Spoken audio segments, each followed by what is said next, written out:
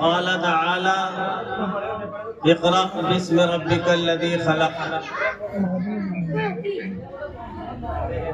वक़द क़ाल रसूलुल्लाह सल्लल्लाहु अलैहि वसल्लम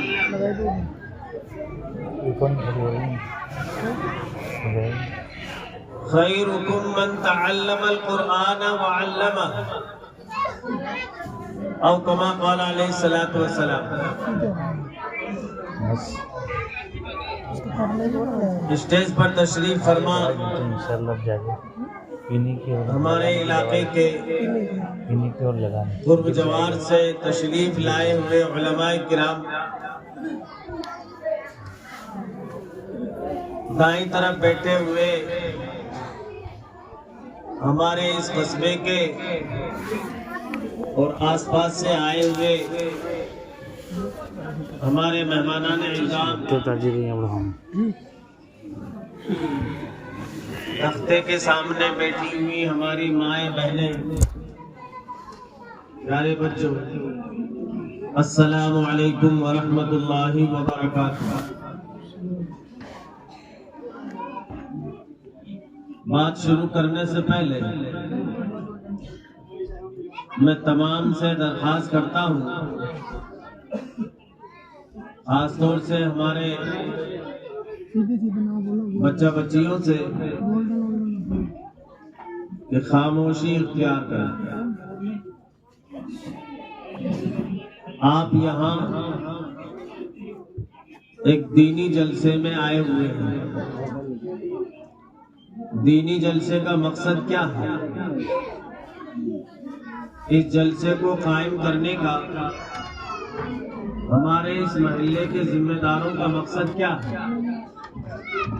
इसी तरीके से इस जलसे की तैयारी में हमारी मस्जिद के जिम्मेदारों ने, हमारे मस्जिद के इमाम साहब ने जो मेहनत की है, उस मेहनत का मकसद क्या है? उसको आप और हम ध्यान से सुनेंगे, समझेंगे और मरते दम तक आप और हम उस पर इंशाअल्लाह अमल करेंगे।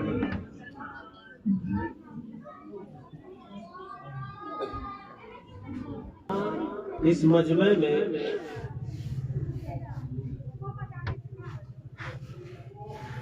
तीन तरह के अफराद हैं।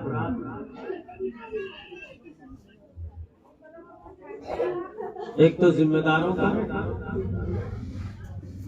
और जिम्मेदारों में दो तरह के जिम्मेदार हैं। माँ बाप की शक्ल में जिम्मेदार और उलमा अइम्मा होने के एतबार से जिम्मेदार।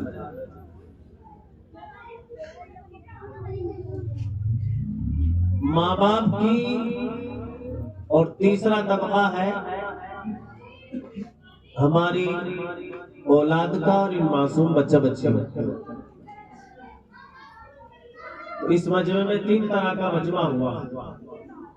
जिम्मेदारों का, जिम्मेदारों में दो तरह के जिम्मेदार हैं। माँ बाप की शक्ल में यहाँ जिम्मेदार मौजूद है और उलमा अइम्मा होने की शक्ल में यहाँ जिम्मेदार मौजूद है। और तीसरा जो तबका है, तीसरा जो मजमा है, यह हमारी मासूम नौनिहाल बच्चा बच्चा हर एक इन तीनों तबकों का अलग अलग काम है, इनकी अलग अलग जिम्मेदारी है। माँ बाप की इन बच्चा बच्चियों के ताल्लुक से अलग जिम्मेदारी, उलमा अइम्मा की उम्मते मुस्लिमा को संभालने के एतबार से अलग जिम्मेदारी।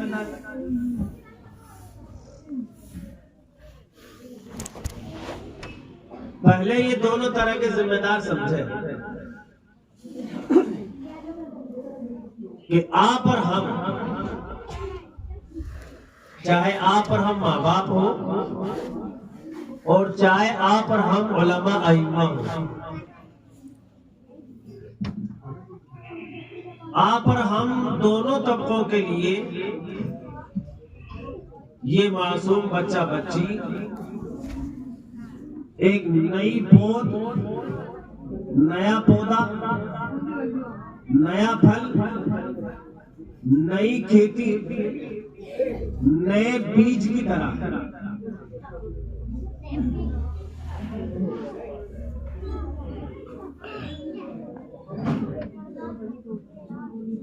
जो नया नया पौधा होता है, नई नई फसल होती है, उसकी उतनी ही निगहबानी, उतनी उस पर कुर्बानी दी जाती है। जब वो पौधा बड़ा हो जाता है, वो पौधा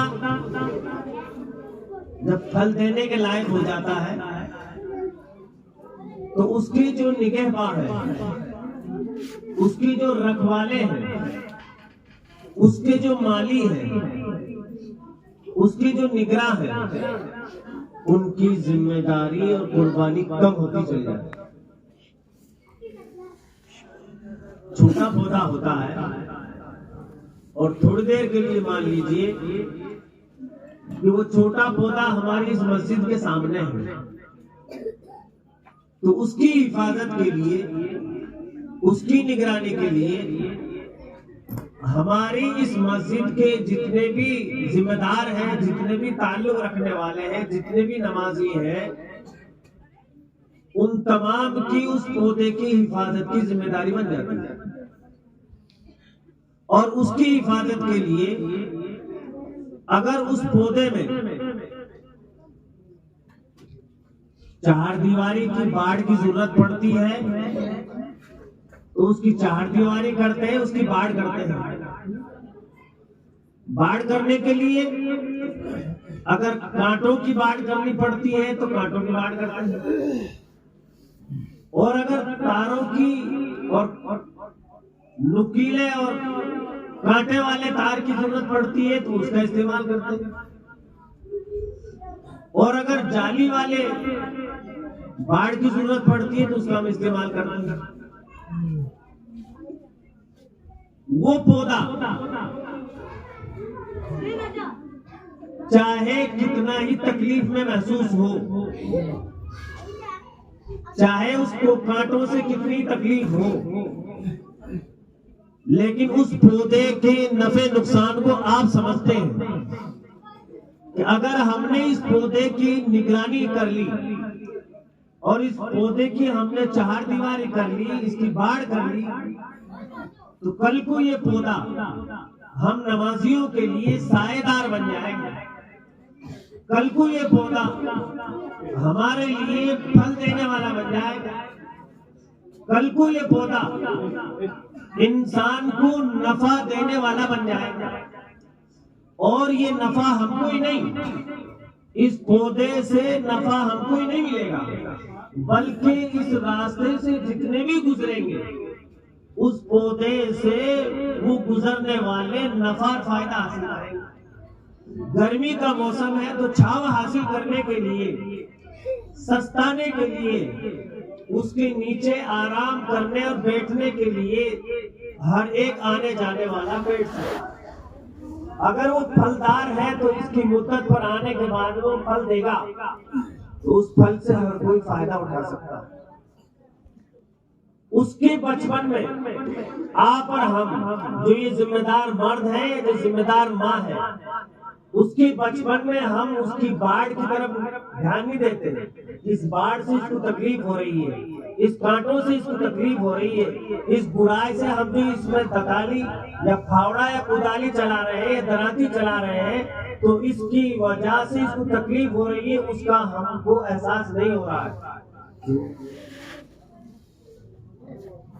आप और हम ये जो अमल कर रहे हैं, इस पौधे की निगरानी के लिए, इस पौधे की हिफाजत के लिए वो इसलिए कर रहे हैं कि कल को ये हमको फायदा पहुंचाएगा।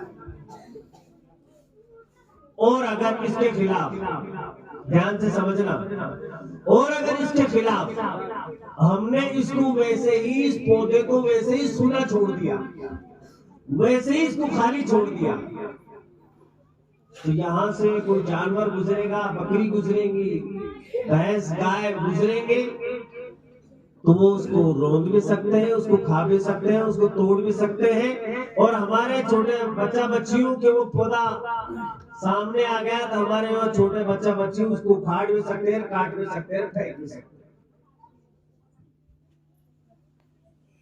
सादा अंदाज में बोल रहा हूं मैं, सादा अंदाज में समझा रहा हूं।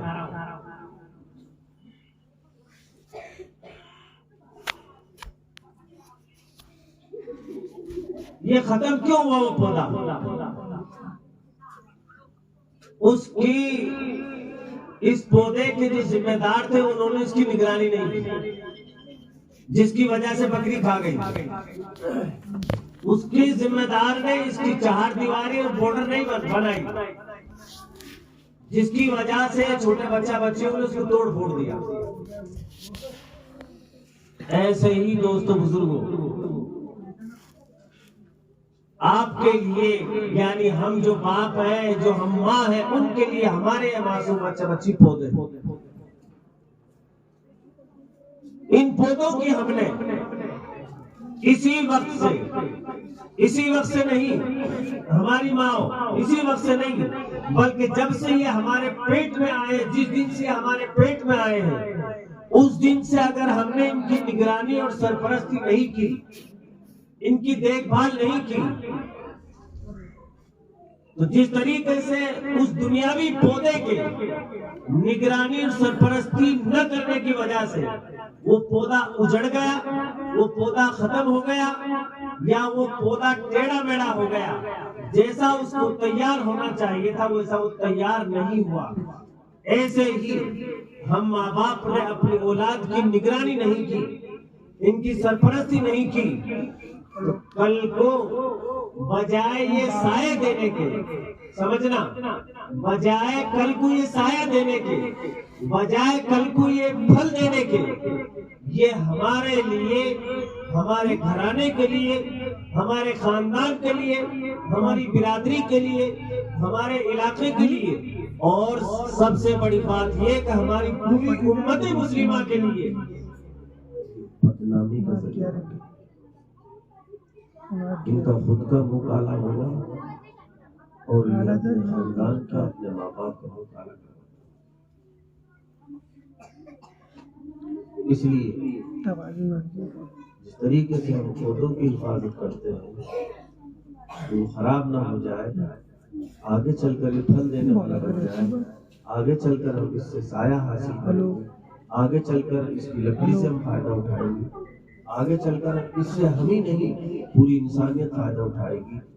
ऐसे ही इस औलाद को हमने संभाल लिया तो इससे इनको ही फायदा नहीं होगा, इनसे इनके माँ बाप को फायदा नहीं होगा, बल्कि पूरी इंसानियत को, पूरी उम्मत को फायदा पहुंचेगा। अगर ये सायेदार दरख्त बन गए, अगर ये फलदार दरख्त बन गए, तो इनके फलों से, इनकी खुशबू से पूरी इंसानियत मुअत्तर होगी, इनके फलों से पूरी इंसानियत फायदा उठाए।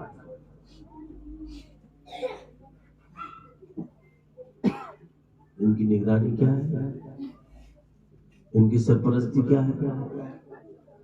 इक़रा बिस्मि रब्बिकल लज़ी खलक़।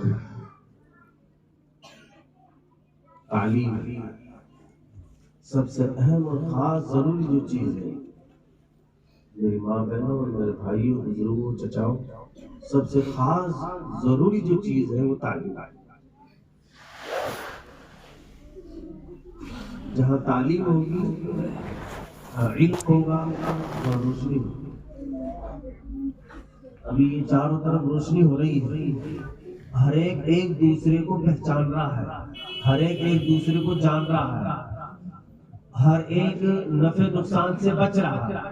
लेकिन थोड़ी देर के लिए फर्ज करो, अगर पूरी लाइट गायब हो जाए, बिल्कुल अंधेरा हो जाए, तो कोई एक दूसरे को नहीं पहचानता, कोई नफे नुकसान से नहीं बच रहा।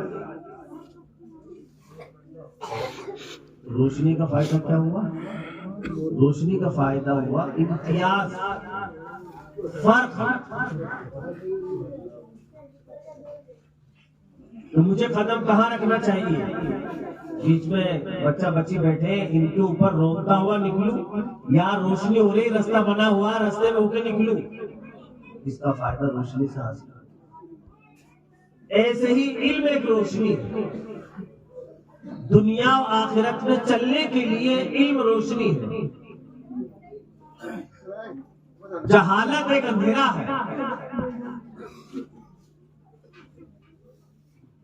जिस तरीके से रोशनी से इंसान चाहे कितनी ही तारीकी और अंधेरी रात हो, अगर उसके पास रोशनी है, अगर उसके पास बैटरी है, तो वो उस तारीख और अंधेरी रात में जहां उसको जाना है वो पहुंच जाएगा, इसलिए उसके पास में रोशनी है। लेकिन जिस इंसान के पास में रोशनी ना हो, अपनी मस्जिद पर ही मिसाल समझ लीजिए कि मस्जिद में बिल्कुल अंधेरा हो जाए, तो मस्जिद से हम कोई किताब लाना चाहें, कोई कॉपी लाना चाहे, तो अंधेरे में वो किताब कॉपी नहीं मिलेगी, इसलिए अंधेरा है। कहाँ हाथ डालें, कौन से कोने में पहुंचे?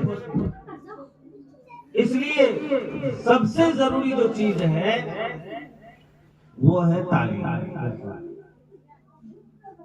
माँ बाप के जिम्मे शरीयत की तरफ से जो अहम और खास जिम्मेदारी दी गई है वो 3 दी गई है। कि जब बच्चा बच्ची पैदा हो तो अजान और तकबीर देने के बाद,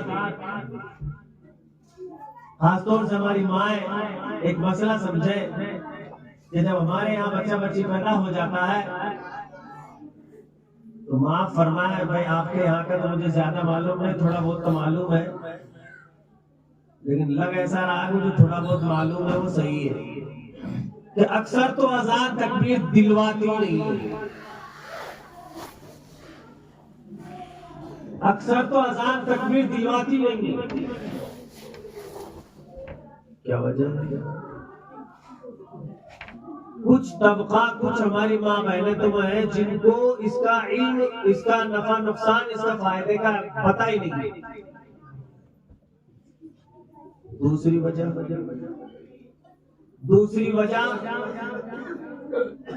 शर्म आ रही है।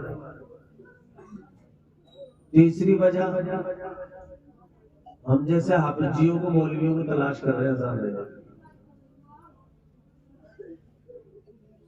साहब हॉस्पिटल में विलादत हुई है, अब यहाँ तो इमाम साहब नहीं है, इमाम साहब बुलवाओ, बुलवावे नहीं बुलावे, चलो रहे। अजान देने के लिए, खासतौर से मेरी माँ बहनें समझे, अजान देने के लिए मर्द का होना जरूरी नहीं है। अजान के लिए मर्द का होना, और मर्द में भी सिर्फ हाफिजी मौलवी हो, इसका होना जरूरी नहीं है, बल्कि औरत भी दे सकती है। और एक बड़ी बात और बता दूं, शायद मालूम नहीं होगी अब तक, अजान एक ऐसा अमल है कि अगर वहां अजान देने वाला या अजान देने वाली और कोई नहीं मिल रही है, और हमारी वहां कोई ऐसी माँ बहन है जो नापाकी की हालत में है, तो वो इस अमल को पूरा करने के लिए नापाकी की हालत में अजान दे सकते हैं। उसको गुस्ल की हाजत है, और हमारी बहन के, हमारी माँ के बच्चा बच्ची हुआ है, और वहां कोई अजान देने वाला, अजान देने वाली नहीं है आपके अलावा, और आप नापाकी की हालत में हैं, तो आप इस हालत में अजान दे सकते हैं। तो एक तो इस बात का अहद करें, दिल में नियत करें कि हमारे माँ बहनों के यहाँ पर, हमारे घरानों में कहीं पर भी, किसी भी वक्त भी, कहीं पर भी, किसी भी वक्त भी विलादत हो, फौरन अजान दें।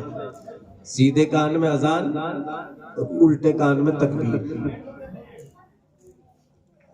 ये उसी वक्त हो सकता है जबकि आप के पास इल्म हो। अब तक आपने जो अजान नहीं दी है, आपको इसका इल्म नहीं था। तो अजान देने के बाद में माँ बाप का सबसे पहला जो काम है वो है कि फौरन उसका अच्छा नाम रख लिया जाए। बच्चा हो या बच्ची हो, मिठाई विठाई तो आप तकसीम करो या ना करो, हदिया तोहफा किसी को दो या ना दो, बहन बेटी को कपड़े पहनाओ या ना पहनाओ,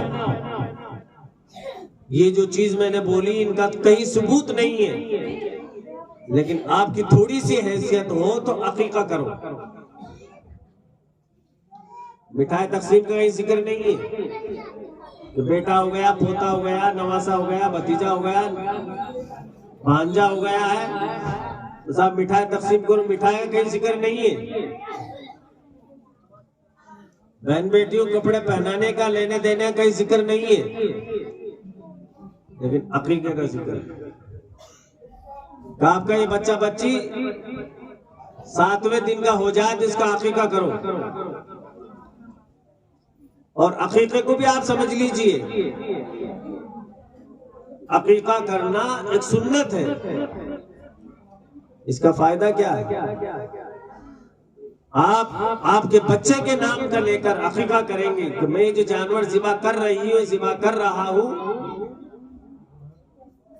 ये मेरे इस पैदा होने वाले बच्चा बच्ची के नाम के लिए है। अल्लाह का नाम लेकर उसकी बरकत से अल्लाह तबारक ताला इसकी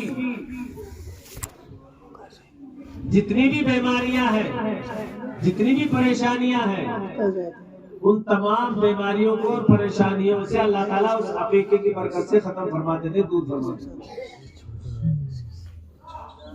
अकीके में ये जरूरी नहीं है कि आप बाकायदा रिश्तेदारों को इत्तिला दें, कार्ड छपाएं और बाकायदा घर पर देग और भगोना चढ़ाएं और उसमें बुलाकर उनको खिलाएं, बल्कि पकाकर खिलाना चाहें तो वो भी कर सकते हैं।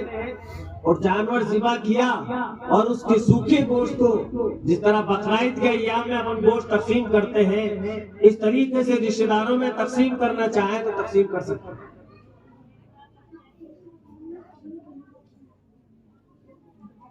उसके बाद में उनका अच्छा से अच्छा नाम रखें। नाम रखने के ताल्लुक से मैं नौजवान भाइयों से और हमारी माँ बहनों से दरखास्त करूंगा कि नाम वो रखें जो अहादीस से साबित है। नबियों के नाम पर नाम रखें, सहाबा के नाम पर नाम रखें, अपने उलमा अइम्मा से पूछकर नाम रखें, इसलिए कि नाम का असर इंसान के बदन में आता है। अच्छा नाम होगा तो उसकी अच्छाई का असर उसके बदन पर आएगा, बुरा नाम होगा तो बुरे नाम का असर उसके बदन पर आएगा। तो सबसे पहला जो हक है माँ बाप का वो अच्छा नाम रखना है। उसके बाद में जब ये बोलने लगा, थोड़ा बहुत चलने लगा है, तो दीन की तालीम दिलाएं, दीनी तरबियत करें। जब और बड़ा हो गया, शाना हो गया और शादी के लायक हो गया है, तो चाहे वो बेटा हो चाहे बेटी हो, फौरन उसका निकाह और शादी कर दे। आका सल्लल्लाहु अलैहि वसल्लम ने फरमाया 3 कामों में ताखीर न करो, 3 चीजों में लेट और देरी न करो। एक तो यह है कि नमाज का वक्त हो गया, चाहे कोई सी भी नमाज का वक्त है, तो मुसलमान की शान ये है कि नमाज का वक्त होते ही फौरन नमाज पढ़ ले। दूसरा यह है कि जब घर में किसी का इंतकाल हो जाए तो इंतकाल होते ही फौरन उसकी तजहीज़ और तकफीन करे, यानी उसको गुस्ल दे, कपड़े पहनाए, कफनाए और जल्दी से जल्दी दफन करें। और तीसरी जो चीज है जिसमें हमारी गफलत और सुस्ती है, और उस गफलत और सुस्ती की वजह से बहुत सारे कदम गलत उठ जाते हैं और उन गलत कदम उठने की वजह से फिर हमारे खानदान, हमारा घराना और हमारा परिवार शर्म से नीचे झुक जाता है। वो है निकाह में ताख़ीर। तो तीसरी चीज आका सल्लल्लाहु अलैहि वसल्लम ने फरमाया कि जब निकाह की उम्र को पहुंच जाए तो फौरन निकाह कर दें, उसमें ताख़ीर न करें। हदीस में आका ने आगे यूं फरमाया कि अगर दोनों तरफ से माँ बाप ने सुस्ती करी और इस अमल को अंजाम नहीं दिया और अंजाम न देने की वजह से, यानी जल्दी निकाह और शादी न करने की वजह से अगर उन बच्चा बच्चियों ने, उन बेटा बेटियों ने गलत कदम उठाया तो उस गलत कदम उठाने का गुनाह उन पर तो होगा ही होगा, लेकिन इस गुनाह में इनके माँ बाप भी शरीक होंगे। क्यों? इसलिए कि माँ बाप की ताख़ीर की वजह से, माँ बाप की देरी करने की वजह से उन्होंने ये गलत कदम उठाया है। इसलिए आका सल्लल्लाहु अलैहि वसल्लम के तरीके पर अगर हम अमल करेंगे तो इंशाअल्लाह दुनिया में भी इज्जत के साथ रहेंगे और आखिरत में भी हमको कामयाबी और कामरानी मिलेगी। इन तमाम चीजों को हासिल करने के लिए आपको और हमको इल्म से जुड़ना होगा। हमारा 5 साल से ऊपर का जो बच्चा बच्ची है वो मकतब और मस्जिद की तालीम से महरूम न रहे। मकतब की तालीम के वक्त में मकतब में भेजे, मस्जिद की तालीम के वक्त में मस्जिद में भेजे और स्कूल की तालीम के वक्त में स्कूल में हम भेजे। दोनों तालीम आपको और हमको इस मुल्क के अंदर जरूरी है। अगर हमारे पास तालीम और इल्म होगा तो हम नफे नुकसान को पहुंच जाएंगे। अगर हमारे पास पाकी नापाकी का इल्म होगा तो हम उससे फायदा उठाएंगे।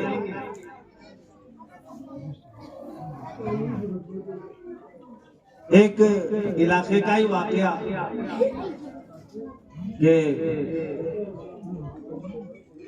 एक घराने में चंद औरतें नमाज पढ़ रही थी। उन्हीं में से एक बड़ी जो खातून थी उसका वजू टूट गया।